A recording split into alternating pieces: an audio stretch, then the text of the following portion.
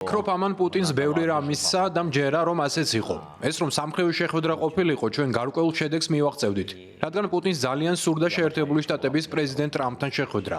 მას უნდოდა პოლიტიკური იზოლაციიდან თავის დაღწევა და მე მჯერა რომ მას მეტი უნდა გადაეხადა. ის უნდა შეჩერებულიყო, მაგრამ ამის ნაცვლად მიიღო შესაძლებლობა იზოლაციისგან თავი დაეღწია. პრეზიდენტ ტრამპთან ფოტოები გადაიღო. მიიღო საჯარო დიალოგი და ვფიქრობ ეს პუტინს სხვა სამიტებსა და ფორმატებში მონაწილეობის საშუალებას აძლევს. ასეა და ჩვენ ამას ასე ვხედავთ. არ ვფიქრობ რომ მან რამე გადაიხადა, მაგრამ უნდა გადაიხადოს.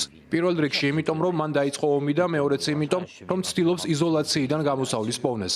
ამიტომ ძალიან მნიშვნელოვანია რომ პუტინს ეს სივრცე აღარ მივცეთ, რადგან წინააღმდეგ შემთხვევაში ის იძულებული არ იქნება რომ ომი შეაჩეროს. რატომ? იმიტომ რომ ის ომს აწარმოებს და ყველა ცდილობს მის შეჩერებას კამათით, თხოვნით. ამის ნაცვლად ძალა უნდა გამოიყენონ. მხოლოდ ეს ესმის, ძალა. ესაა ენა.